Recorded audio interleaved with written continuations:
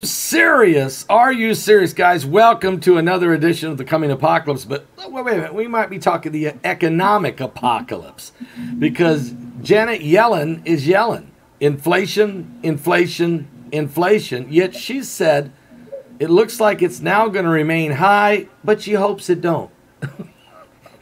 Okay, whatever that means, I hope she understands. She's the same one who said that, don't worry, we won't have inflation. So, all right, with the gas at $4.91 a gallon, and with inflation still going up, maybe there's a silver lining in all of this. Maybe the stock market is leveling out, gold is leveling out, silver, Bitcoin. Maybe there's a silver lining. And the guy who can help us understand, no matter what's going on out there, that there's still a way for you to make money and to be prosperous. Bob Cuddler. Bob Cuddler is with us from TradeGeniusAcademy.com. That's www.TradeGeniusAcademy.com. Bob, what is Yellen yelling about? Well, look, these guys have constantly been catching themselves short on every one of their policy decisions here, and now they're being forced to tell the truth. And because, look, they tried to blame Trump, they tried to blame evil corporations, they tried to blame Putin, and everybody's saying, no, it's your policies. And so now they have to kind of mea culpa this thing and come clean. And so Yellen's out there trying to be, they want to be able to say 6 months from now, see, we told you guys inflation would be high, and this is what we're doing about it, because they forget that there's yesterday, right? Right. And we have access to all this information now that we didn't in the past. So we had that issue going, but also, the Biden administration, they're definitely feeling the heat on this this energy stuff. They went all in on the Green New Deal, the whole ESG thing. And what people don't realize, this is a multi-pronged approach. They have the banks not wanting to fund fossil fuel companies. Okay. The political side, they're blocking pipelines, they're blocking public access to drilling. They're environmental factors against drilling. They're trying to tax us. They're trying to curb our ability to have gas in our homes. It's a full court press, and that full court press has created an environment where you and I were talking about this before they started, is because they're so damn arrogant, and they think it doesn't matter what the people feel or think, we're still going to be able to get away with it. Is that there's a gulf between getting to where they want to go with a green new future and today. And I mean, that gulf is 20 and 30 years from now. It's not like a 2 years of pain kind of a thing. And all this stuff is all caught up with them because these people don't live in the real world, Paul. No. Either they dictate terms from politics or they're academic, and they never are really held accountable for their own projections or policy decisions, like Janet Yellen. And so now they got themselves screwed, blued, and tattooed, and so they're getting hammered. So now the Biden administration has been forced to. Basically, by the time Biden's out of power, he'll have enacted every policy that Trump already had in place that they got rid of, that they have to do again. Yeah. So that's that. So in other words, everything that Trump did in that 4 years he was president, which set this nation on course to be the most prosperous we ever have been, and could have gotten. We could have really, if you imagine 4 more years on top of that, what that would have done. We were definitely energy efficient, energy self-sufficient, and everything was just cranking. Now all that's being undone. We're in this massive chaos, and even if there is a change in 2024, it's going to take someone another 4 years to get it back again. I mean. Do you think the American public can comprehend that? And are they aware? Is Biden, and I've said this before he went in, his presidency will be worse than Jimmy Carter's. Worse. Because I think this guy is so institutionalized and so clueless to the real world. I mean, this guy hasn't driven a car in 50 years. These guys are clueless. of what's really going on. So, and you said it right. They're academic, maybe they're involved in this and that, but we need some business people involved in our day-to-day operations. Yeah, well, there's where you're confused. See, you suffer from what's called logic and morality. These people don't live in that world. I always laugh when people tell me these things. Of course, those are the people that you need, but those are the people that never become powerful. These are the people that, want to just run your lives. So, but let me answer some of the things that you just said. American people already are aware of this. Yes. They're already rejecting it. Yes. I mean, big time. That's why if Biden administration thought people were indifferent to what's happening, they would just keep on pressing hard. But now they have to backtrack. Yep. And so, they're stripping the strategic petroleum reserve just to try to create enough, energy. They're trying to get refineries to come online at a higher utilization rate. Okay. Now, today I was telling you before, I said we had probably one of the bigger days we've had trading because we've been in uranium, and the Biden administration just announced today $4.3 billion of purchases of domestic uranium producers. Well, there's only a few of them, and we're in them. And these guys all went up 10% in a blink. Wow. Today. And right. And so, that's what you want. And that, I've been telling people last year was the year of the fertilizer. This year is the year of the uranium, and we've been in energy too. So we've just been you were kicking out it. You were out ahead of that. I remember because last year about this time you were preaching energy, energy, energy. You guys need to invest in energy because what you saw what was coming. Yeah, absolutely. It's. I mean, look, it doesn't take a trade genius to figure this stuff out. It just takes a little courage of your convictions, And personally, for us, our family's portfolio, we're about 40% cash, yet we're at our all-time record high in our net worth in stocks because we were concentrated in energy, and we knew that the Biden administration can't or won't fix this thing short term.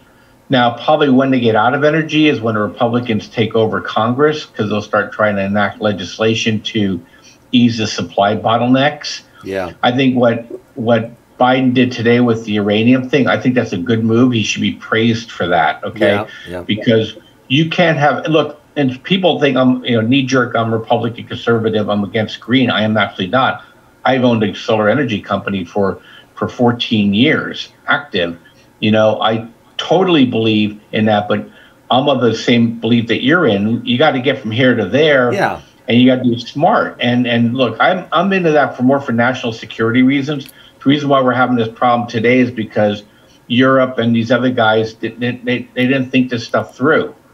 And we needed to think this stuff through. And the only way you do that is nuclear. The only country in the world, in Europe, I mean, is France. That is mostly nuclear. And, Germans had an allergic reaction to it. And look, I mean, they have 57% PPI inflation.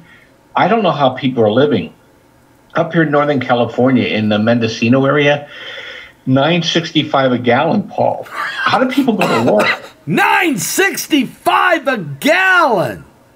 Yeah, I don't know how people get to work. I mean, if you know where Mendocino is, it's like most of the people probably have 30, 40, 50-mile commutes to get to, the places where they need work. to go, or they're farmers, and they're paying a fortune for diesel to run their equipment, and it's just it's a nightmare, and you can't keep raising costs on people because look what happened to Target today.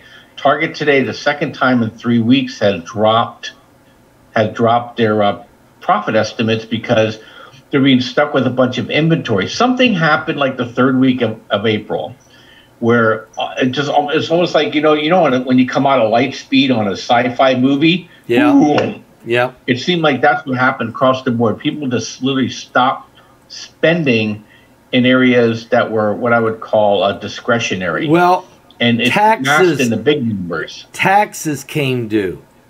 April 15th came. And people may be stock rich or property rich and cash poor. And then all of a sudden they got to come up with some big IRS checks, and that's going to stop a lot of spending. And then the rest of the people, they got hit with milk at $6.50 and $5.50 a gallon, and gas at $7 a gallon in California, and everything else just bacon and whatever else just sky high. So yeah, it was a reality. Just boom, like you said. So what happens? Do you see any change? Is there any policies that the Biden administration is coming forward with to try to reverse the curse here?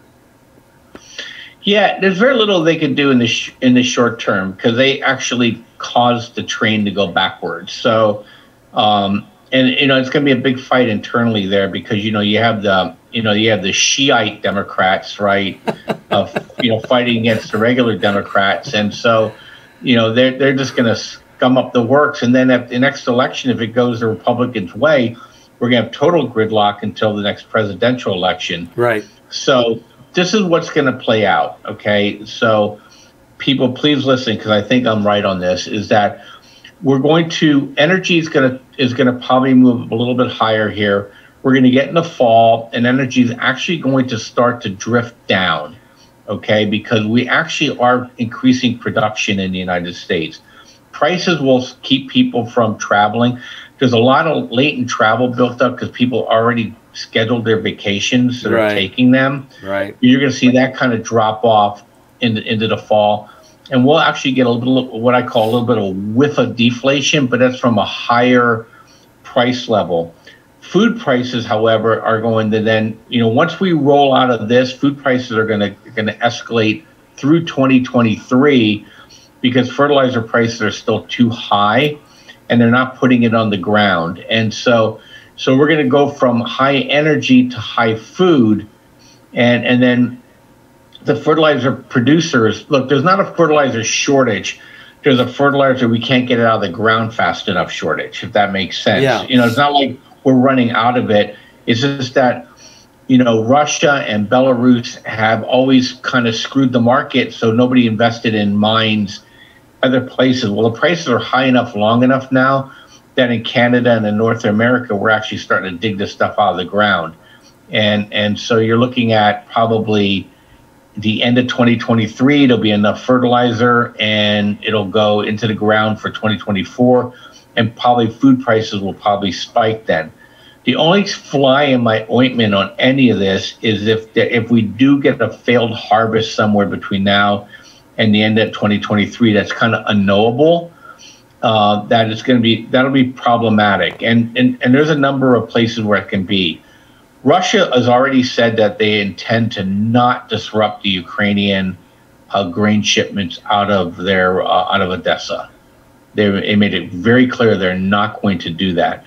Probably because I think the screaming around the rest of the world will be so high that Russia will become a pariah, to the non-aligned nations. Because remember, it's the non-aligned nations that don't have the food. Right. All right. These are people ostensibly Russia's allies. So Russia can only push this stuff so far because, look, they can provide all the oil to these nations that they need. But they still got to eat. India and China.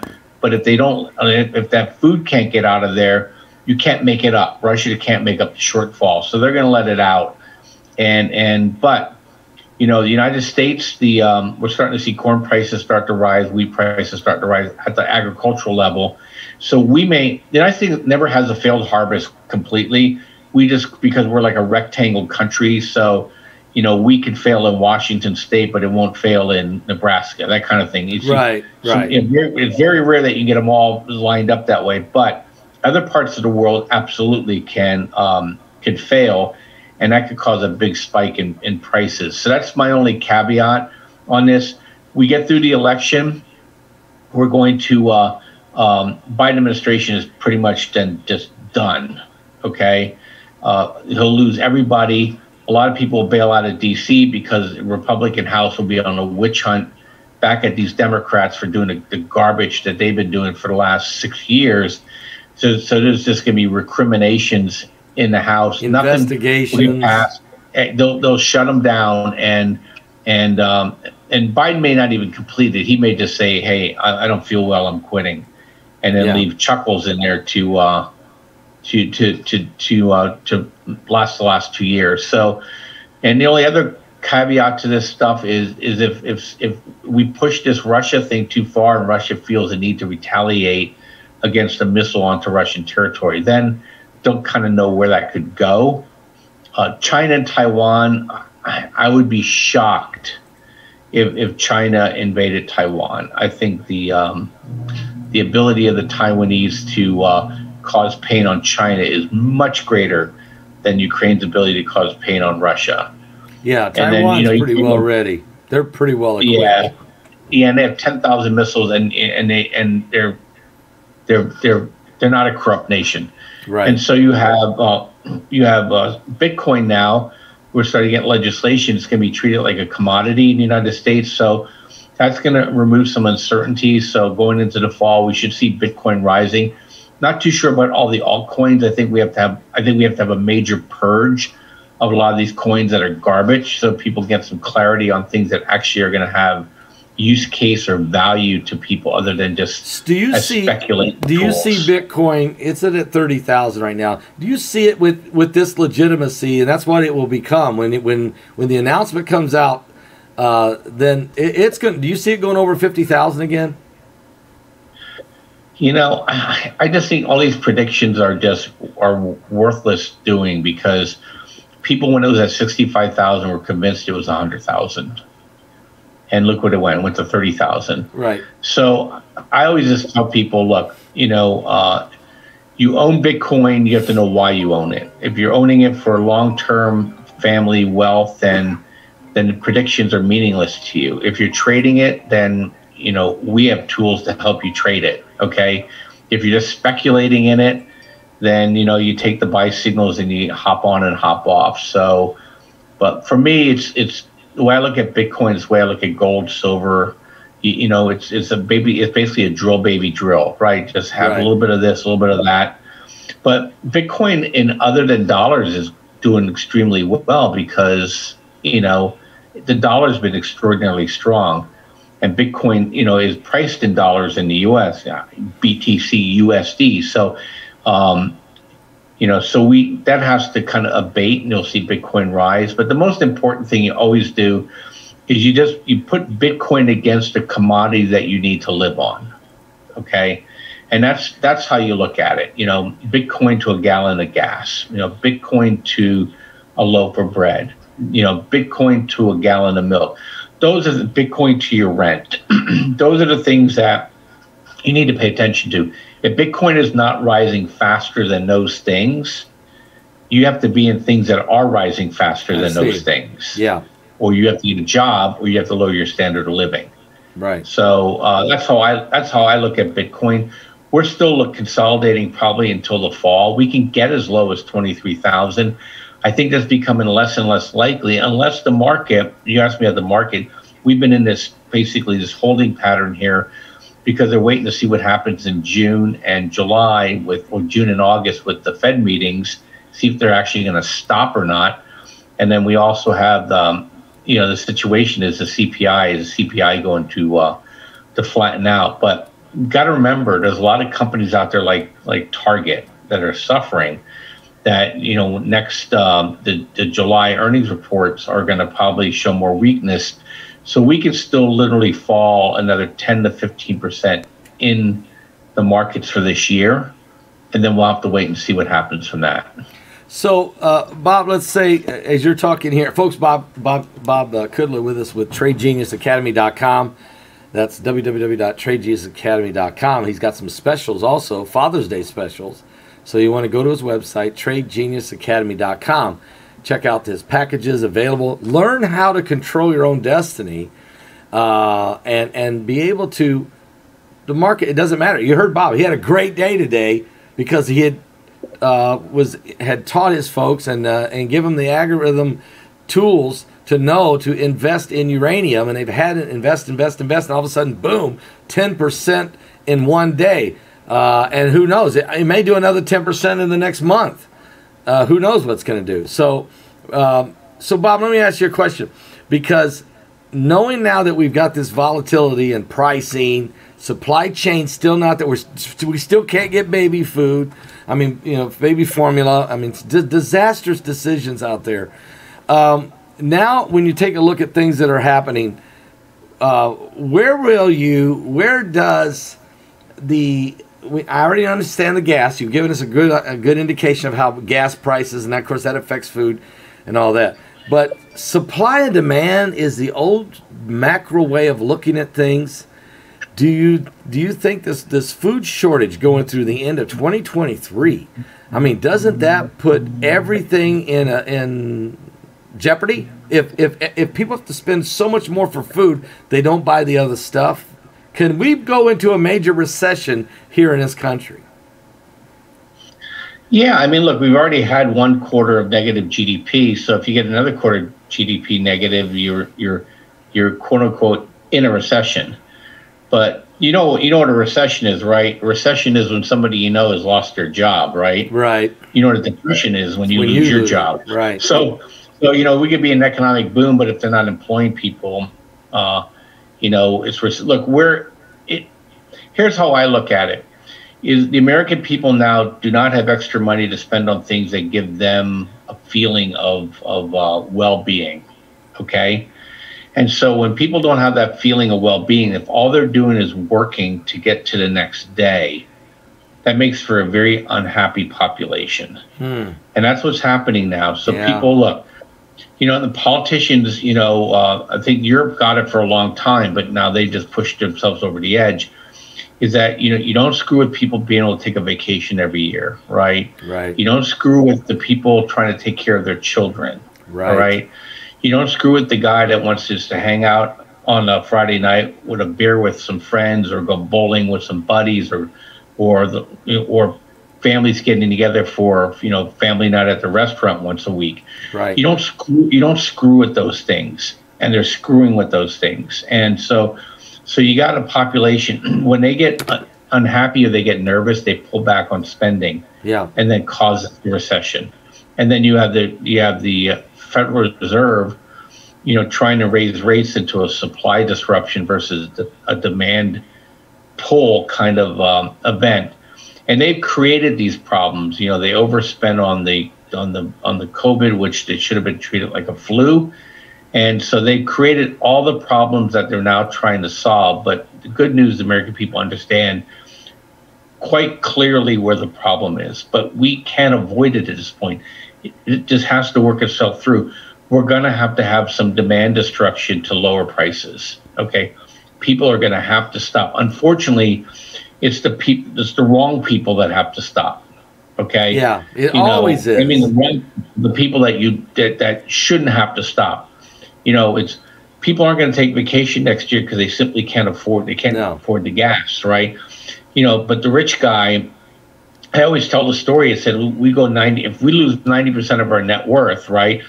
The poor person is even more poverty stricken. Right. The middle class is now on the brink of despair, and the rich went from being worth 10 billion to being worth 1 billion. Right. Right. What does he care? He's still rich. Right. And the price of everything has collapsed. So, there was no cushion given to these people. So so this is what happens. It's going to get pushed down. But this is the first time I think they're pushing on a recession like this headlong into it. Last time this happened was Bush won. And remember, he didn't get reelected. Right. So we're going to, and he raised taxes. Yes, he did. And Biden would have raised taxes much higher if it weren't for Joe Manchin. Let's face it. Joe Manchin's like, you're an idiot. Stop. Joe saved the country, him and Samina. Yep. And so, we're very, very, very. All right, now look at this. I just read an article today that says Los Angeles and San Francisco economically, or the voters are about to hook right. Are about to just hang a right and clean the house. I just can't see it across the board. But what's going on? I think they're talking about I think it's the DAs they're talking about. So today's recall for the DA in San Francisco, and they're almost at the point where they have enough signatures for the recall of the DA in LA. And we have a few other these DAs these are all Soros DAs. The St. Louis DA, the Philadelphia DA, the New York DA. All these DAs are the ones that are causing such absolute anguish in these cities. And so San Francisco is an interesting case to me. San Francisco is liberal because, the Asian population is social cohesion, and that's typically a Democrat kind of a thing. And then obviously the gay community there wanted everything to be very libertarian, so they're left alone. Well, now they just swung so hard left that the Asian community is sitting there going, we didn't buy this. You're screwing our schools up, and now we're getting mugged on the streets, and the gay community is being overwhelmed with the trans community now, right? So that whatever evil's coming up out of that, is and is Elon really Musk. You even got Elon Musk now, who was a libertarian, saying he looks like a conservative. I mean, he's over on the right side now. And even Jeff Bezos, who I know is left, he's realizing that his net worth and his company and the country is in trouble, and he's criticizing the Biden administration. This thing is getting really ugly, isn't it? Well, there's three phases of the left, right? So they're what I would call my mom and dad liberal, right? They were the union shop, the little man fighting the big man kind of a Democrat. Right. Old school Democrats. Right. But then you have the progressives, that's where I would put Musk and I would put Bezos in as progressives. They have enough money and they want to tinker with the social model, right? Right. And then you have basically the communist anarchists. And I think Bezos and Musk have figured out completely that they're being played here by the communist, chaotic, anarchist left. Right. Coming from outside the country in. Yes. And George Soros. So you have, so these guys, that's why they're starting to push back. Yep. And you're starting to see it. Guys like Alex Berenson, in any other time, he would mock the conservatives. And I think they realized, like Bill Maher said, maybe conservatives were never the problem with this country. Thank you. Yeah. Thank you. And it's funny because you asked you look at the Jews in Israel always thought that Christians were the problem when they realized, well, wait a minute, they're the only ones really defending me in America. Right. And look who took the side of the Palestinians were the left. Right. And I think a lot of Jews in Israel consider themselves left, Yeah. Social cohesion is most important kind of a thing.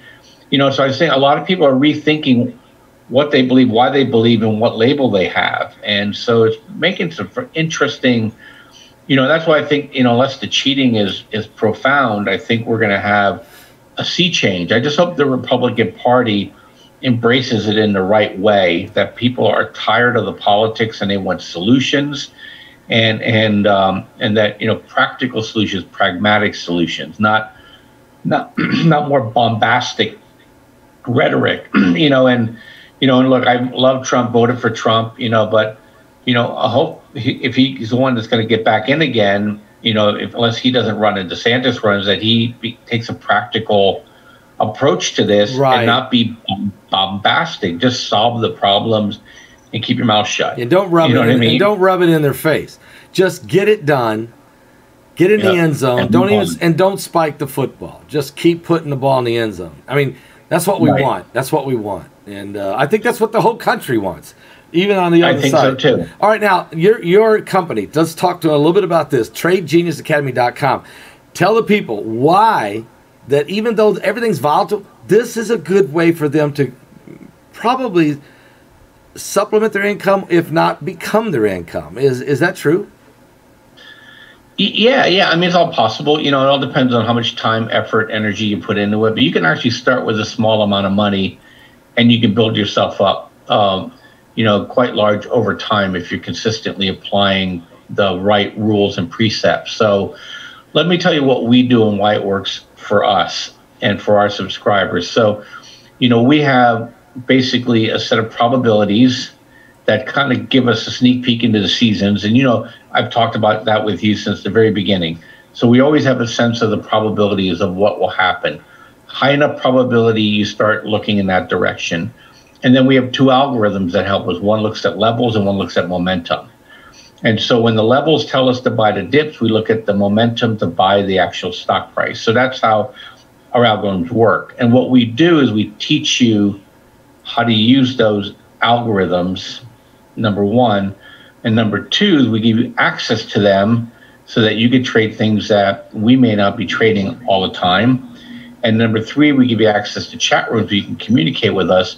But the most important thing we do is, I'm sorry. That's all right. Is that we provide, my wife just walked in the door. We provide actually trades every day. Yep. And you know, we win 2 out of every 3 trades. We have what's called a positive profit factor, which means that we win more when we win than we lose when we lose. And so you grind higher over time. As long as you don't get greedy and you follow the rules, you set your stops, or even if you just follow our trade, you'll do pretty well. Let's say, and so it's an integrated approach. So we don't just teach you, and we don't just guru you. We kind of give you both, and then that way, over time, you have skills for life. All right, Bob. Let's say we did this. I don't know the market, how I've never traded in my life. Okay, I pretty well know how the macro world works, but so let's say a guy like me just says, "Okay, Bob, I'm going to put $1,000 out there, and I'm just going to only trade what you tell me to trade.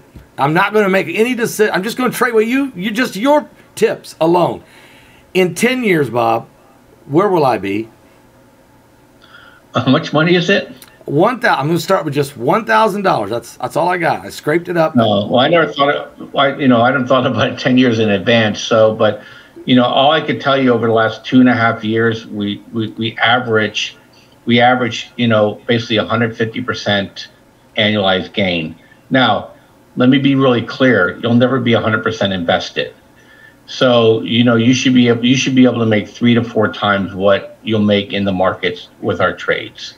Okay. And you can see our spreadsheet. I have them all in there. You're going to make an average net gain of like 1.1%. Yeah. Net of losses.